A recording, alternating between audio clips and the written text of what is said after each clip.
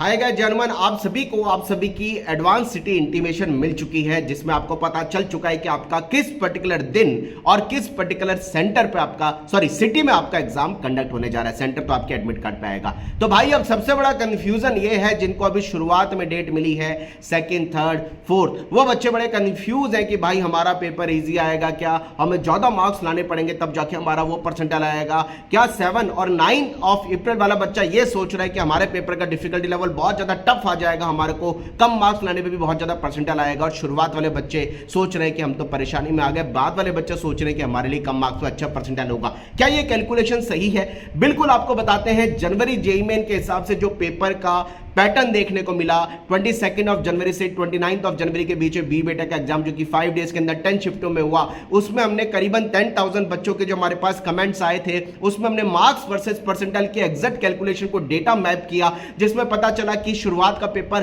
किस लेवल का था और बाद का पेपर किस लेवल का था, क्योंकि उसमें मार्क्स पे परसेंटाइल जो आती है उससे पेपर का डिफिकल्टी लेवल का आइडिया लगता है। तो बात करते हैं भाई कि पेपर का डिफिकल्टी लेवल क्या क्या रहा, ताकि आपका कंफ्यूजन दूर हो सके कि शुरुआत में इजी आएगा बाद में टफ आएगा। ऐसा नहीं हुआ है।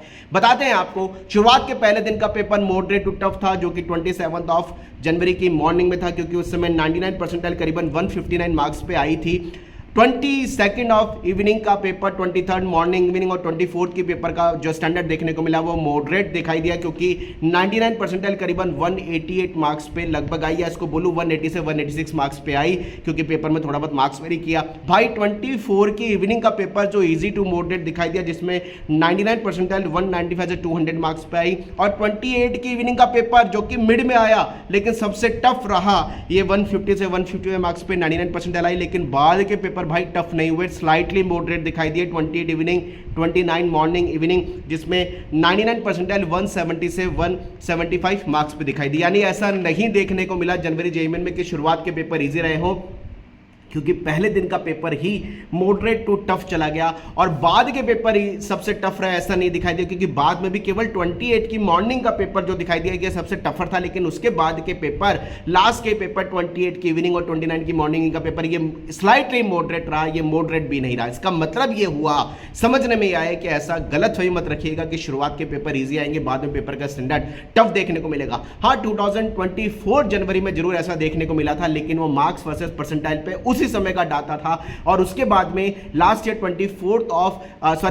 हमने 2024 में अप्रैल का पेपर में ये चीज बिल्कुल हमने देखी थी, हट गई थी। ऐसा कोई कॉम्बिनेशन नहीं दिखा मिला कि सुबह का शुरुआत का पेपर इजी आए और बाद के पेपर टफ गए, ऐसा कुछ नहीं दिखा दिया। और वही चीज रिकॉर्ड बेसिस पर आ चुकी है। जनवरी जेईई मेन 2025 का जो एग्जाम हुआ उसमें दिखाई दिया कि भाई शुरुआती दिन का पेपर बल्कि मॉडरेट टू टफ रहा, उसके बीच के जो पेपर दिखाई दिए ये मॉडरेट दिखाई दिए, और लास्ट के पेपर दिनों में पेपर स्लाइटली मॉडरेट रहा, केवल 28 की मॉर्निंग को छोड़ करके। इसका मतलब ये चीज दिमाग में लेकर के अगर हम मिस परसेप्शन में या मिस कम्युनिकेशन में हो कि हमें शुरुआत में पेपर होंगे तो हमें इजी मिल जाएंगे, बाद में पेपर होंगे तो टफ सेट जाएंगे, ऐसा बिल्कुल भी नहीं है। ये कोइंसिडेंट 2024 जनवरी में हम सबने देखा था, लेकिन 2024 अप्रैल में ये चीज हट गई थी, और उसी का ही एक ये कहे कि क्लैरिटी 2025 जनवरी सेशन में मिल चुकी है कि शुरुआत के पेपर भी टफ हो सकते हैं, बीच के पेपर भी मॉडरेट हो सकते हैं, लास्ट के पेपर भी मॉडरेट और टफ हो सकते हैं, और लास्ट के पेपर भी स्लाइटली मॉडरेट हो सकते हैं, और शुरुआत के पेपर भी इजी हो सकते हैं या मॉडरेट भी हो सकते हैं। तो उस कॉम्बिनेशन पे दिमाग मत लगाइएगा।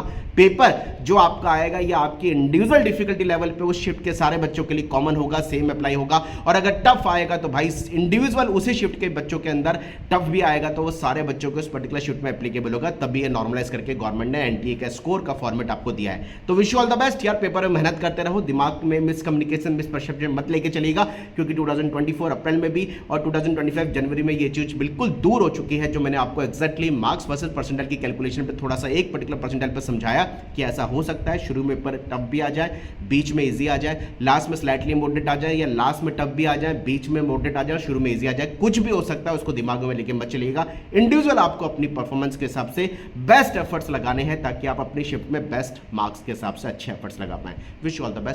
जय Hanuman, bye bye, thank you very much.